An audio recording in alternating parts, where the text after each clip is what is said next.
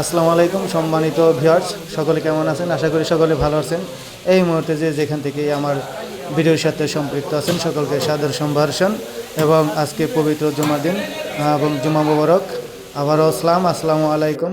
আজ আমরা গিয়েছিলাম মার্কেট এবং মার্কেটের বাহিরের যে মাছের দোকানগুলো রয়েছে সেই দোকানগুলো পরিদর্শন করার জন্য। আসলে বাংলাদেশের সকল বিজনেসই বর্তমান অবস্থা খুবই খারাপ।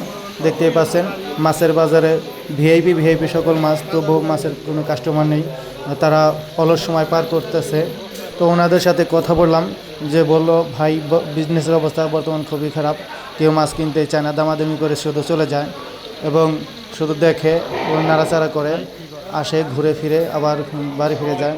সবজির দোকানেও গিয়েছিলাম, সবজির দোকানে সেই একই অবস্থা।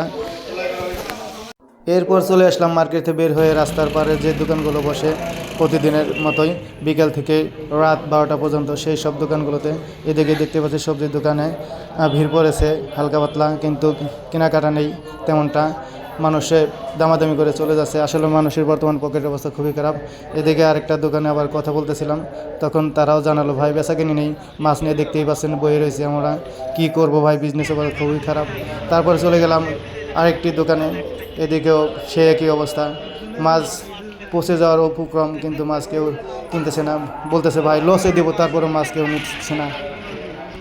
তো আর কি করা ভিউয়ার্স, সকল দোকানের সাথেই মোটামুটিভাবে কথা বলে নিলাম, বেচা কিনে নেই বললেই চলে, ভালো ভালো মাছ তবু মানুষ নিচ্ছে না।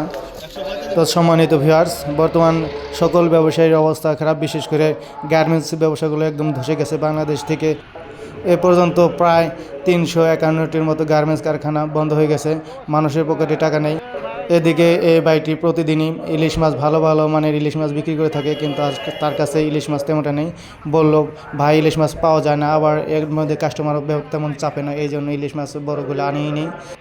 তো ভিউয়ার্স, মাছের বাজারের ভিডিওটি আপনাদের কেমন লাগলো অবশ্যই কমেন্ট করে জানাবেন, এবং পরবর্তী ভিডিও নিয়ে আপনাদের মাঝে আবার হাজির হব। এ পর্যন্ত সবাই ভালো থাকবেন, সুস্থ থাকবেন। আল্লাহ হাফিজ, আসসালামু আলাইকুম।